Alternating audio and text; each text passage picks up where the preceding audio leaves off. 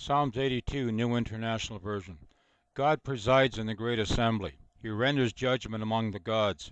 How long will you defend the unjust and show partiality to the wicked? Defend the weak and fatherless.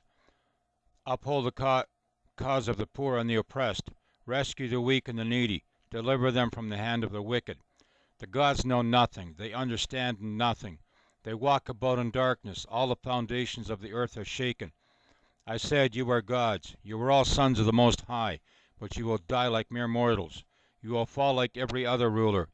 Rise up, O God, judge the earth, for all the nations are your inheritance. Matthew 21, New International Version. Listen to another parable.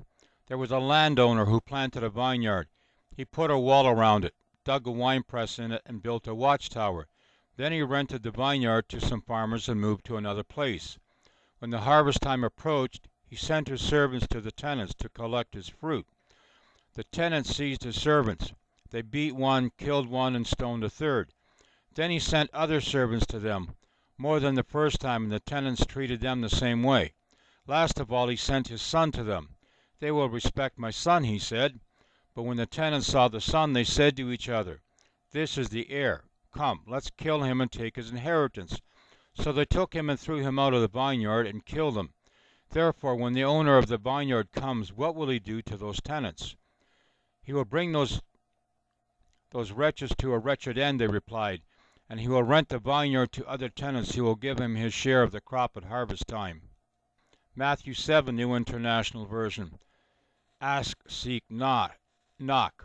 Ask and it will be given to you. Seek and you will find.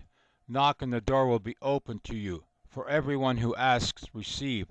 The one who seeks finds, and to the one who knocks the door will be opened. Which of you, if your son asks for bread, will give him a stone? Or if he asks for a fish, will give him a snake? If you then, though you are evil, know how to give good gifts to your children, how much more will your Father in heaven give good gifts to those who ask him? So in everything, do to others what you would have them do to you, for this sums up the law and the prophets. Matthew 24. Who then is the faithful and wise servant, whom the master has put in charge of the servants in his household to give them their food at the proper time? It will be good for that servant whose master finds him doing so when he returns. Truly I tell you, he will put him in charge of all his possessions. But suppose that servant is wicked and says to himself, my master is staying away a long time, and he then begins to beat his fellow servants, and to eat and drink with drunkards. The master of that servant will come on a day when he does not expect them, and at an hour he is not aware of. He will cut him to pieces and assign him a place with the hypocrites. There will be weeping and gnashing of teeth. Ephesians 6, 8-10, New International Version. Because you know that the Lord will reward each one for whatever good they do, whether they are slave or free. And masters, treat your slaves in the same way. Do not threaten them, since you know that he who is both their master and yours is in heaven, and there is no favoritism with him. Colossians 4, 1-3, New Living Translation. Masters, be just and fair to your slaves. Remember that you also have a master in heaven. When you look at the scriptures mentioned above, it is very obvious that there are entities on this planet that are not doing their job and create a balance between good and evil. They have let the evil ones go unhindered in any way. When one understands that we have universal laws as well as man-made laws, none of them are being followed and no one is doing a thing about it. Romans 13, New International Version, submission to the authorities. Everyone must submit himself to the governing authorities, for there is no authority except that which God has established. The authorities that exist have been established by God. Consequently, he who rebels against the authority is rebelling against what God has instituted, and those who do so will bring judgment on themselves. For rulers hold no terror for those who do right, but for those who do wrong. Do you want to be free from fear of the ones in authority? Then do what is right, and he will commend you. For he is God's servant to do you good. But if you do wrong, be afraid, for he does not bear the sword for nothing. He is God's servant, an angel of wrath, to bring punishment on the wrongdoer. Therefore it is necessary to submit to the authorities. not only because of possible punishment, but also because of conscience. That is also why you pay taxes, for the authorities are God's servants who give their full time to governing.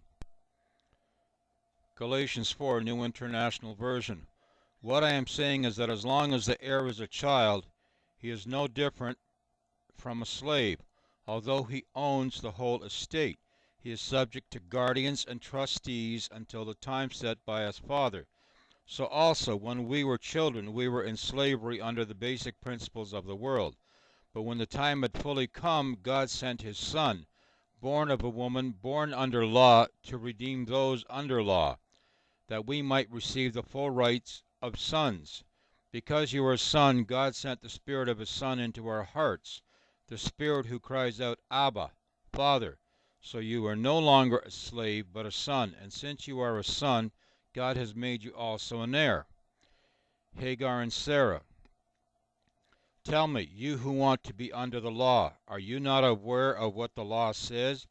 For it is written that Abraham had two sons, one by the slave woman and one by the free woman. His son by the slave woman was born in the ordinary way, but his son by the free woman was born as the result of a promise. These things may be taken figuratively, for the women represent two covenants. One covenant is from Mount Sinai and bears children who are to be slaves. This is Hagar. Now Hagar stands for Mount Sinai in Arabia and corresponds to the present city of Jerusalem, because she is in slavery with her children. But the Jerusalem that is above is free, and she is our mother.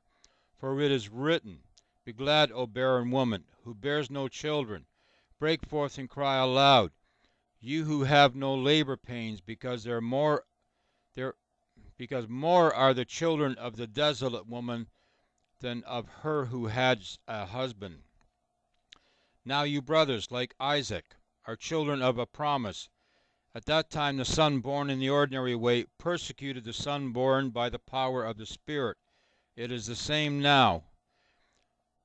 But what does the Scripture say?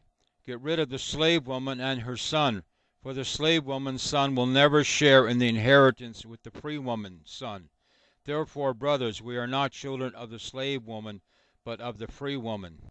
Romans 9, New International Version. Therefore God has mercy on whom he wants to have mercy, and he hardens whom he wants to harden. One of you will say to me, Why then does God still blame us? For who resists his will?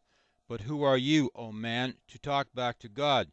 Shall what is formed say to him who formed it, Why did you make me like this?